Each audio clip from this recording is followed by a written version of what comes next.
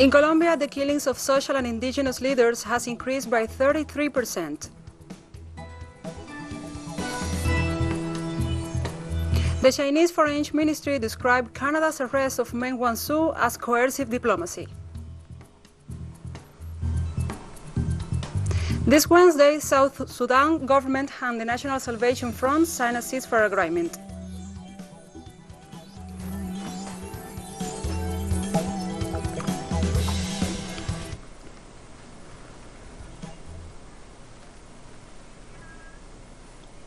From the headquarters of TeleSUR English in Havana, Cuba, this is From the South. I'm Gladys Quesada.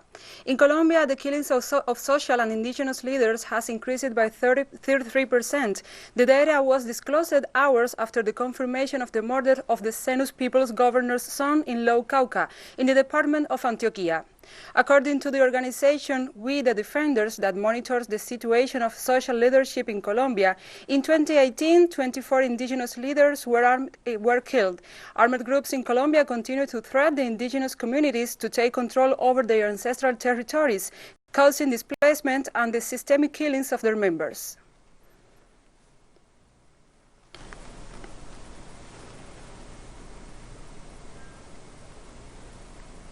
The President of Mexico, Andrés Manuel López Obrador, called today for fraudulent regional elections on Sunday in Hidalgo and Coahuila without interference from local authorities.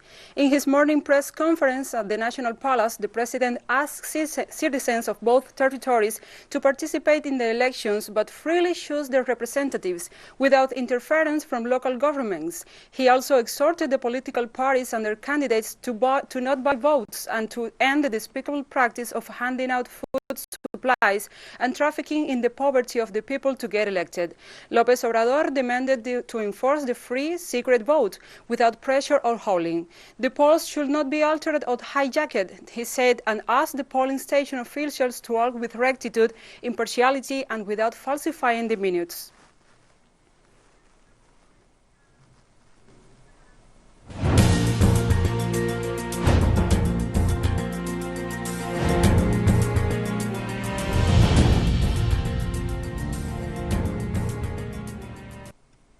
And we go now to Bolivia, where our correspondent Camila Escalante has the latest details on the current situation in the South American nation ahead of the October 18 general elections. We are outside of the Supreme Electoral Court in La Paz 4 days before the election. The TSC has received the Carter Center today, one of the 4 main observer missions here in Bolivia, invited by the Electoral Authority to accompany the elections. They have thus far said positive things about what they've seen here with the organization of the elections. They say that they expect the vote to be carried out normally. The Carter Center spokesperson said little in response to the questions about what took place last year with the false claims of fraud by the organization of OAS. They say they'll work in coordination with other missions of experts, but that political parties, other observers, and the media will play an important role in ensuring a seamless election. The EU and the OAS are also present in the country. A 4th organization, which is the Inter-American Union of Electoral Organizations, I'm told, are arriving now. In Bolivia, the OAS Electoral Observation Mission, aligned with the de facto government, urged respect for the election results, while the complaints about the lack of transparency in the vote count, introduced by the modifications to the counting procedure made by the Electoral Tribunal, are growing. Our correspondent Freddy Morales has all the details.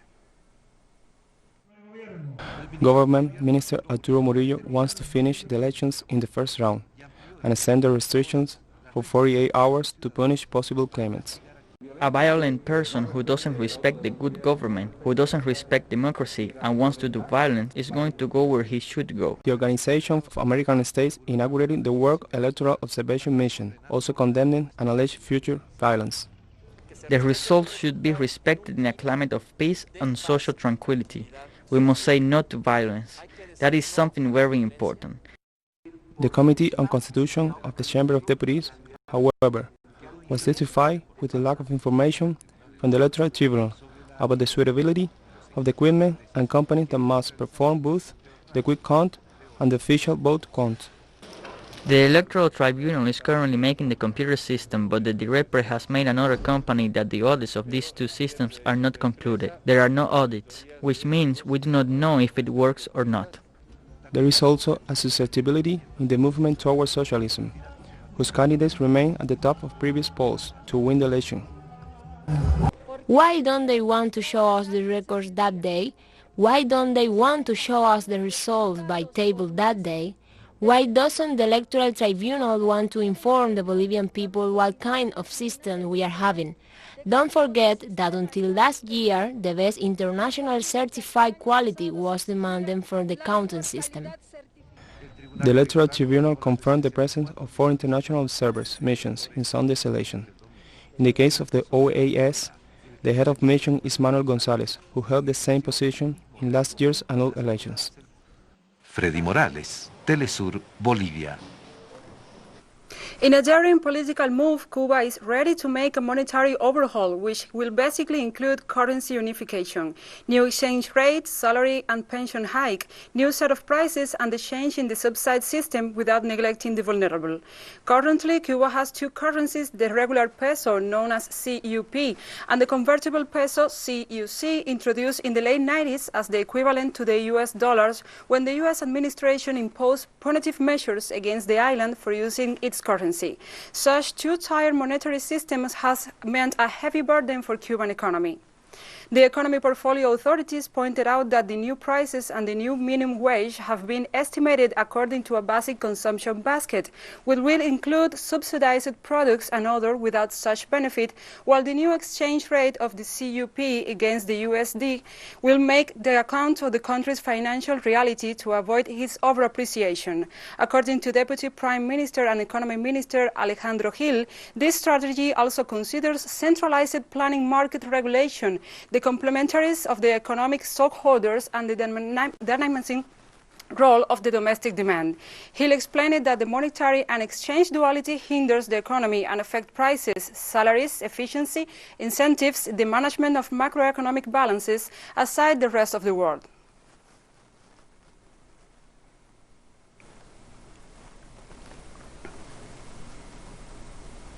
The first region's federal court requested that the dismissal of the Environment Minister Ricardo Salles to be analyzed immediately because of his mismanagement of the wildfires.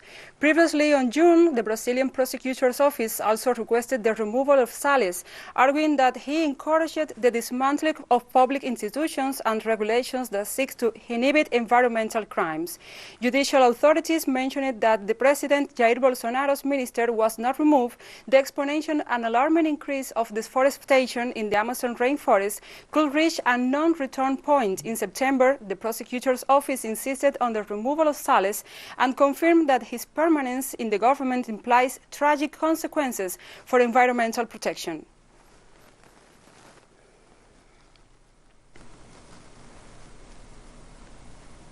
And we'll be right back after this very short break, so don't go away.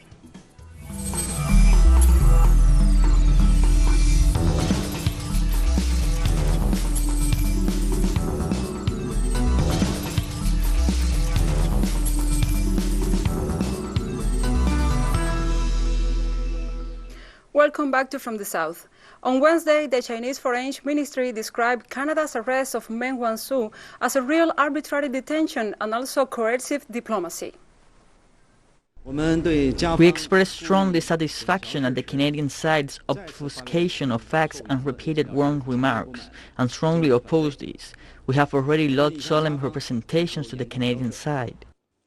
Until now, Canadian government is still afraid to face the facts described earlier, and afraid to tell these facts to the Canadian public. It is a show of hypocrisy and weakness. The Canadian side's conduct regarding the Meng Wanzhou issue is a typical case of a real arbitrary detention and coercive diplomacy.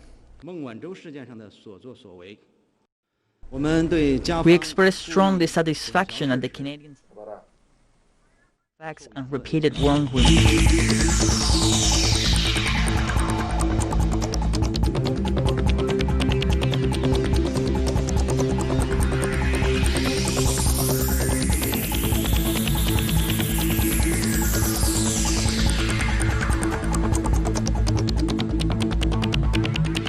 President Vladimir Putin announced on Wednesday that Russia has registered its second domestic COVID-19 vaccine, with a third already on the way. A phase 3 trial with 40,000 volunteers is due to begin in the near future. Russia was the first country to announce the registration of a COVID-19 vaccine in August, which has been administered to thousands of Muscovites and is currently midway of its final trial phase. With a second formula registered, Russia will have soon a wide range of options. The name of the new vaccine is Corona and is being produced in Siberia by Vector, a biological research center. Vector is a world-class virology and biotechnology facility and has one of the world's largest collections of viruses, including Ebola, SARS, and smallpox. According to Deputy Prime Minister Tatiana Golikova, 60,000 doses of the vaccine are due to be released soon. She also said that 40,000 volunteers will participate in a third phase clinical trial, including people over 65 years old. Thus far, just 100 volunteers have taken the vaccine.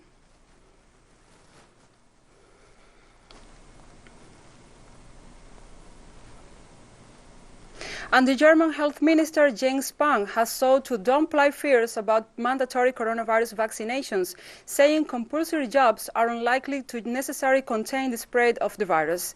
Spahn outlined that German authorities are targeting an overall immunity for 50 to 65% of the population, which will be sufficient to contain the virus.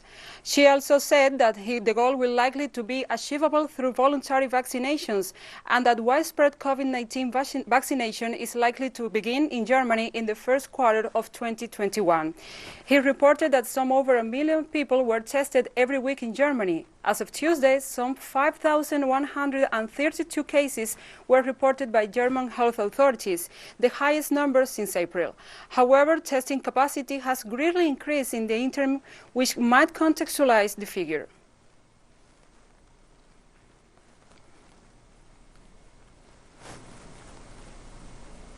Northern Ireland authorities ordered the closure of pubs and restaurants for 4 weeks and extended midterm school holidays to try to control rising coronavirus cases. The nation already had some of the toughest restrictions in the UK, but First Minister Arlene Foster said a deeply troubling increase in infections and hospitalizations required further action. Northern Ireland, which has a population around 1.9 million, has been recorded more than 800 new cases a day for the past week. Today, the country has confirmed nearly 22,000 COVID-19 cases. Have continued to rise. The doubling rate is of grave concern and hospitalisations are on the increase. This is deeply troubling and more steps are now urgently needed. And we fully appreciate that this will be a difficult and worrying news for a lot of people. The Executive has taken this decision because it is necessary, and we discussed the impacts in great detail, and we do not take this step lightly. We want these measures to have two impacts. Firstly, on the COVID transmission rates, which must be turned down now, or we will be in a very difficult place very soon indeed. And secondly, we believe it marks a point where everyone, each and every one of us, can take stock and go back to the social distancing messaging that is vitally important. A Greek court on Wednesday handed a 13-year prison sentence to the leader of the neo-Nazi group Golden Dawn for running a criminal organization disguised as a political party. Nikos Mikaloliakos, the party's founder, received an additional year for illegal possession of weapons. The court also sentenced 5 former members of his inner circle to prison terms on the criminal organization charge. The sentence included current independent European Parliament members Ioannis Lagos.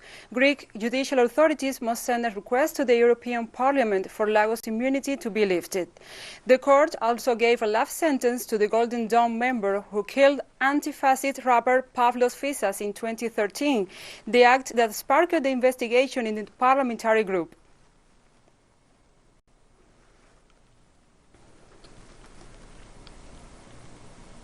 Police in Liverpool dispersed a large crowd of revelers gathered in the streets on Tuesday night ahead of stringent new measures to be enforced in the city.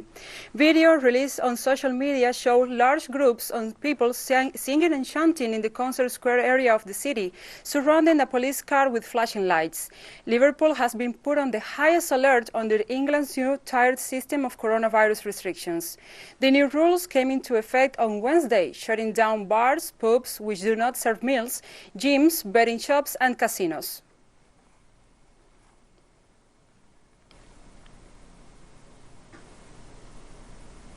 The International Monetary Fund, IMF, cautioned that widening deficits and sharply falling economic activity have caused public debt to hit the record levels in the COVID-19 crisis. Public debt has jumped to about 100% of GDP, the fund's director of the Fiscal Affairs Department, Victor Gaspar, said ahead of the launch of this fiscal monitor report. Argues that premature withdrawal of fiscal support should be avoided while maintaining favorable conditions for Treasury financing.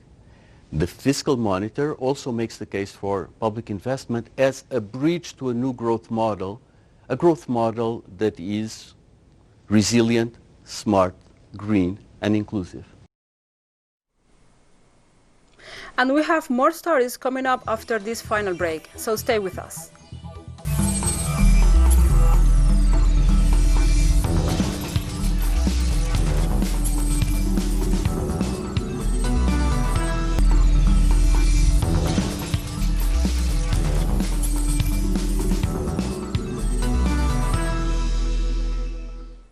Welcome back to From the South. South Sudan governments and the National Salvation Front announced in Rome the signing of a ceasefire agreement under the auspices of the community of San Egidio.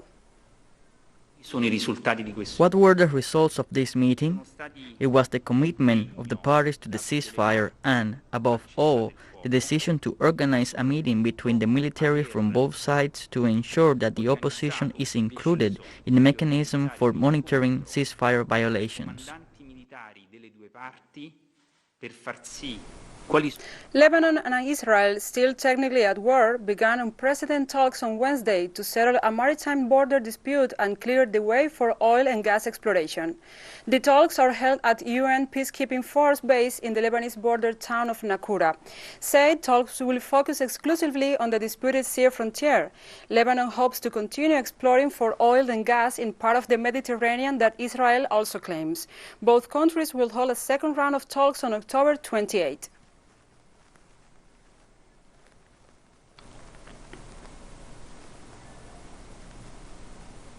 Lebanese react to Lebanon and Israel holding unprecedented talks under the UN and US auspices to settle a maritime border dispute. The negotiations with Israel will give some relief to Lebanon because it casts away the ghost of the war, fighting and destruction. Lebanon needs time to regain its strength and potential. We cannot keep on seeing our children live in this country. Of course we support the peace, as we do not want to spend our lives seeing our youth fighting in the south and dying. Let it happen, even if it was 100 years from now. We support the normalization, because at least you know that you live in peace. The agreement on maritime borders is not possible between us and the Zionists. The Zionist entity abused the Palestinian lands. Therefore, the Lebanese and Middle Eastern issue cannot be solved except if the Palestinian one was solved. And the Prime Minister of Japan, Yoshihide Suga, will travel next Sunday to Vietnam and Indonesia for 4 days, according to a statement from the government Liberal Democratic Party. According to the text, Yoshihide Suga will meet in Hanoi and Jakarta, respectively, with Vietnamese Prime Minister Nguyen Xuan Phuc and Indonesian President Joko Widodo. The Minister of Foreign Affairs of Japan, Toshimitsu Motegi, said that the visit represents a significant opportunity to address issues on global interest, including the situation in Southeast Asia regarding the management of the COVID-19 pandemic. He recalled that Vietnam precised their years the Association of Southeast Asian Nations, ASEAN, and Indonesia is the country with the largest population of the so-called Group of 20, G20, one of the main spaces for political and economic deliberation worldwide. The NHK News Network specified that it will be at the first international tour of the Japanese head of the government, who took office on September 16 after the resignation of Shinzo Abe for health reasons after almost 8 years in power.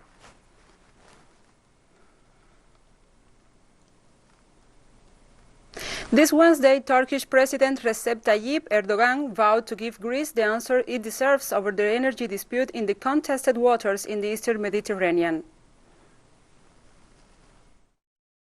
Greece and the Greek Cypriot administration, who failed to keep their promises at the EU and NATO platforms, the answer they deserve on the ground. Erdogan said that the drill ship Yavuz would also return to the Eastern Mediterranean after maintenance at the port. The Turkish president warned that plans that disregard the interests of the Turkey and the breakaway northern Cyprus will not succeed.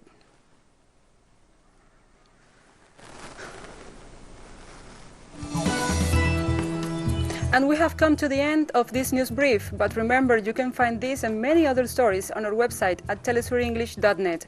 Also, you can find us in social media, Facebook, Twitter, Instagram and Telegram. For TeleSUR English, I'm Gladys Quesada and thank you for watching.